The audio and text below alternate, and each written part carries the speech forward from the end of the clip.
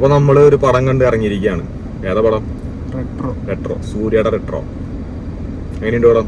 കാർത്തിക് സുബ്ബരാജ് അതുപോലെ സൂര്യ കോംബോ എന്ന് വിചാരിക്കും. നമ്മളൊരു കാർത്തിക് സുബ്ബരാജ് സംഭവം പ്രതീക്ഷ പോയിട്ട് അവസാനം കിട്ടിയതൊരു രക്ഷകൻ പടം. നമ്മുടെ എക്സ്പെക്ടേഷൻ ഭയങ്കര ഹൈ ആയിരുന്നു. അതെ.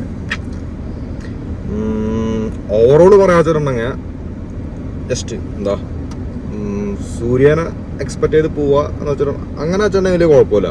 ഇപ്പൊ കുറെ നാൾക്ക് ശേഷം സൂര്യനെ ജസ്റ്റ് ഒന്ന് സ്ക്രീനിൽ കാണാന്നുള്ളൊരു മൈൻഡിൽ പോവാ വെച്ചിട്ടുണ്ടെങ്കിൽ വലിയ കുഴപ്പമില്ല. അത്രേ സ്ലോ മോഷനും അതൊക്കെ കൊടുത്തു. ആക്ച്വലി ഫസ്റ്റ് ഹാഫിന്റെ എൻഡ് ആവുമ്പോ നമ്മൾ ഒരു ഗാങ് വാറൊക്കെ പ്രതീക്ഷിച്ചു. പക്ഷെ സെക്കൻഡ് ഹാഫിൽ അതൊരു രക്ഷകമ്പടാക്കി മാറ്റി. കാര്യമായിട്ട് നമ്മൾ പ്രതീക്ഷിച്ച പോലത്തെ ഒരു സാധനം കിട്ടിയില്ല. ഭയങ്കര നിരാശ. ഒരു ബിലോ ആവറേജ് പടം, അത്ര എനിക്ക് പറയാനുള്ളൂ. പിന്നെ ഇതിൽ ജയറാം ഉണ്ട്, പിന്നെ മലയാളത്തിൽ നിന്ന് കുറെ ആർട്ടിസ്റ്റ് ഉണ്ട്. ജയറാം, ജോജു ജോർജ് ഉണ്ട്, പിന്നെ പിന്നെ 2-3 ആൾക്കാർ വേറെ ഉണ്ട്. ജോജു ജോർജ് ഒക്കെ ഭയങ്കര തടിയും ഒരുമാതിരി കോസ്റ്റ്യൂം ചിലപ്പോ ക്യാരക്ടർ അങ്ങനെ കോസ്റ്റ്യൂം ഡിസൈൻ ചെയ്തിട്ടുണ്ട്. ഭയങ്കര ഒരു ഇതുപോലെ എന്താ സംതിങ് ബൾക്കായിട്ടുള്ള ഒരു ആള്. നടക്കുന്ന ശൈലി അങ്ങനെ തന്നെ, എങ്ങനെ ആക്കിയിട്ട് നടക്കും. ക്യാമറ ചേഞ്ച് ആണോ അതോ? അല്ല, പുള്ളി നടക്കുന്നത് തന്നെ അങ്ങനെയാണ്.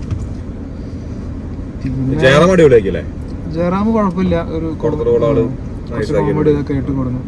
പിന്നെ പൂജ ഹെഡ്, അത് ഭയങ്കര ക്രിഞ്ച് ഫെസ്റ്റിവല്. ലവ് ട്രാക്കിനെ എടുത്ത് മാറ്റണം ശരിക്കും.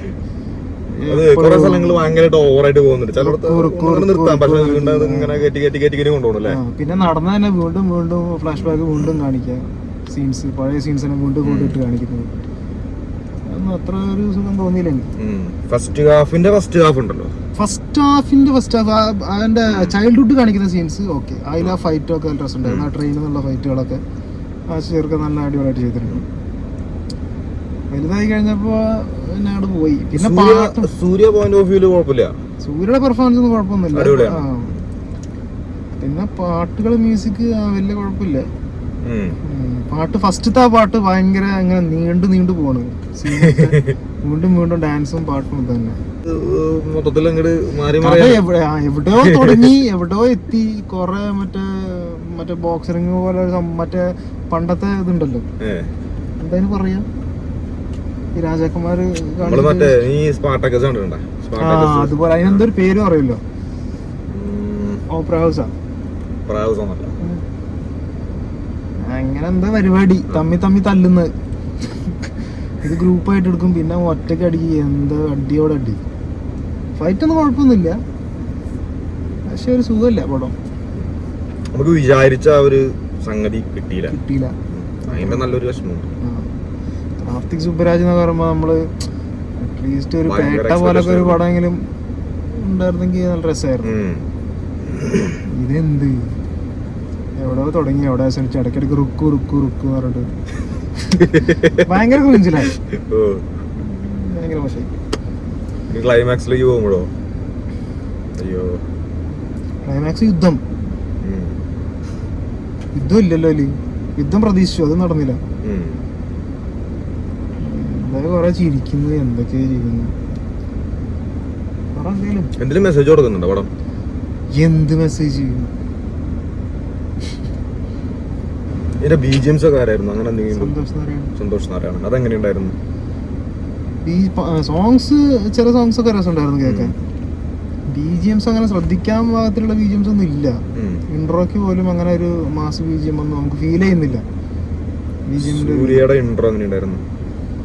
സൂര്യയുടെ ഇൻട്രോ അങ്ങനെ വലിയ രസമൊന്നുമില്ല. അത്ര വലിയ ഇമ്പാക്ട് കൊടുത്തോളം എനിക്ക് ഫീൽ ചെയ്യുന്നില്ല. ഒരു ഫൈറ്റ് അത് കഴിഞ്ഞിട്ടാണ് നടന്നു വരുന്ന ഒരു സീൻ, അത്രേ ഉള്ളൂ.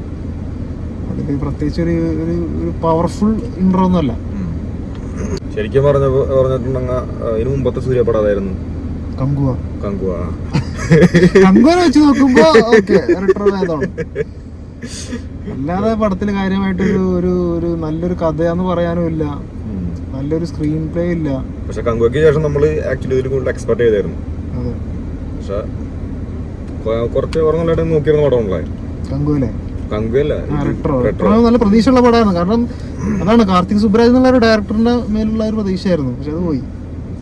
കോമ്പിനേഷൻ ഇങ്ങനെ വർക്ക്ഔട്ട് ആവുമെന്നുള്ളൊരു ക്യൂരിയോസിറ്റി ഉണ്ടല്ലോ. ശരിക്കും നന്നാക്കായിരുന്നു പടം ഒന്നുകൂടെ. നല്ലൊരു കഥയൊക്കെ വെച്ചിട്ട്. ഇത് എന്ത് ഗ്യാങ് വാറാണെങ്കിൽ ഗ്യാങ് വാറിനെ കാണിക്കണം. ഇത് അവസാനം രക്ഷകൻ പടമാക്കി. അപ്പോൾ നമ്മളെ പ്രതീക്ഷിച്ചൊരു സാധനം കിട്ടിയില്ല. ഒരു ബിലോ ആവറേജ് പടമായിട്ട് മാറി. അത്രേ ഉള്ളൂ. അപ്പൊ കാണേണ്ടവര് തിയേറ്ററിൽ പോയിട്ട് കണ്ടോ? നമ്മളൊന്നും പറയണമെന്നില്ല, സജസ്റ്റ് ചെയ്യുന്നില്ല. ടൈം പാസിന് വേണമെങ്കിൽ ഒരു പ്രാവശ്യം കണ്ടു നോക്കാം. അത്രേ ഉള്ളൂ. അപ്പൊ ശരി. അപ്പൊ ഓക്കെ ബൈ.